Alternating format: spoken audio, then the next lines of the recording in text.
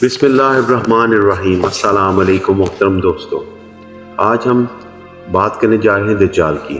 دجال کے بارے میں بہت سی حدیث موجود ہیں، مگر اس حدیث میں بہت زیادہ ہنٹ دیے گئے ہیں۔ ایک دن بڑی محفل میں رسول اللہ صلی اللہ علیہ وسلم کے پاس ایک عیسائی آیا۔ اسلام قبول کرنے کے بعد اس نے اپنا ایک واقعہ سنایا کہ میں اور کچھ لوگ مشرق کی طرف روانہ ہوئے۔ ہم ابھی راستے میں ہی تھے کہ راستے میں اچانک سمندر کا موسم بدل گیا اور ہماری کشتی راستے سے بھٹک گئی۔ ایک مہینہ ادھر ادھر بھٹکنے کے بعد سمندر نے آخرکار ہماری کشتی کو کسی جزیرے کے پاس لا کھڑا کیا۔ بڑی کشتی کو ہم نے ڈوک کر کے چھوٹی کشتیوں کے ذریعے اس جزیرے تک جا پہنچے اور وہاں ملاقات ہوئی ایک عجیب و غریب مخلوق سے، جس کا رنگ کالا اور جس کے جسم پہ بہت زیادہ بال تھے۔ ہم نے اس سے پوچھا تو اس نے اپنا نام جساسا بتایا، اور ہم نے اس سے پوچھا کہ تم کیا مخلوق ہو؟ تو اس نے کہا مجھے چھوڑو اور ادھر جاؤ، ادھر ایک مندر ہے، اس مندر میں کوئی تمہارا انتظار کر رہا۔ وہاں اندر ایک مخلوق کو زنجیروں میں بندھا ہوا دیکھا۔ اس نے ہم سے 3 سوالات پوچھے۔ نمبر 1، مجھے بسیان کے درختوں کے بارے میں بتاؤ، کیا ان میں پھل وغیرہ آ رہے ہیں؟ تو ہم نے کہا بالکل آ رہے ہیں، بھرپور آ رہے ہیں۔ پھر اس نے سوال کیا کہ دریائے تبریہ کا بتاؤ، کیا اس میں پانی بھرپور ہے؟ تو ہم نے کہا بھرپور، بہترین اس میں پانی ہے۔ تو اس نے کہا ایک دن ایسا آئے گا کہ یہ پانی بھی خشک ہو جائے۔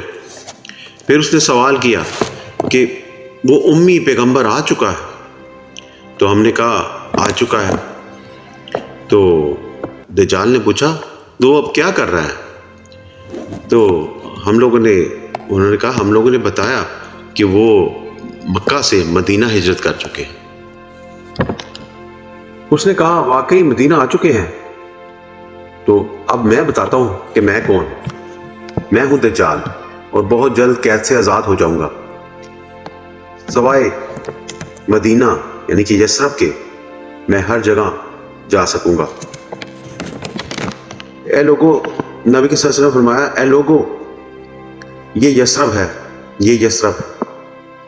تمیم مداری جو کہہ رہا ہے مجھے اس میں سچائی نظر آتی۔ یاد رکھو دجال نہ شام کے سمندروں میں ہے، نہ یمن کے سمندروں میں، اور نہ اپنے ہاتھ سے مشرق کی طرف اشارہ کر کے کہا دجال مشرق میں ہے۔ سب جانتے ہیں مشرق کی طرف یعنی ایسٹ آف مدینہ میں عربین سی ہے، جس میں 4 جزیرے پائے جاتے ہیں، یعنی کہ سب سے پہلے ہے انڈیا میں ہے لکشدویپ، اور یمن میں ہے سکوٹرا، اور ایک عمان میں ہے مسیرا، اور ایک پاکستان میں ہے استولا۔ حدیث میں یہ تو کلیئر ہوتا ہے کہ یہ 2 ان میں سے آئس لینڈ نہیں ہیں۔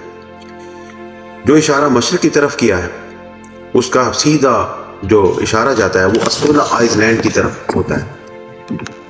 استولا پر ایک مندر کی نشانی بھی موجود ہے، جو کہ 2000 سال پرانا مندر ہے، جو مندر کالی دیوی کالی ماتا کا ہے، جو ہندوؤں کی خطرناک قسم کی گوڈس کالی دیوی کالی ماتا ہے، جس کے خوفناک چہرہ ہے اور اس کے جسم پہ بہت زیادہ بال ہے، جسے جساسا بھی کہا جا سکتا ہے کیونکہ اس کی بہت زیادہ مشابہت ہے۔ ان صحابیوں نے جس عجیب و غریب مخلوق کی بات کی تھی وہ ہندوؤں کی دیوی سے ملتا جلتا ہے، لیکن اگر آج وہاں جائیں تو آپ کو دجال یا اس طرح کی چیزیں ملیں گی نہیں۔ اور اس کے علاوہ اور بہت سی احادیث موجود ہیں، ٹھیک ہے، اس کا بھی ہم ذکر کرتے ہیں کہ نبی کریم صلی اللہ علیہ وسلم نے فرمایا دجال آئے گا اور مدینہ کے ایک کنارے قیام کرے گا، پھر مدینہ 3 مرتبہ کانپے گا، اور اس کے نتیجے میں ہر کافر اور منافق نکل کر اس طرف چلا جائے گا۔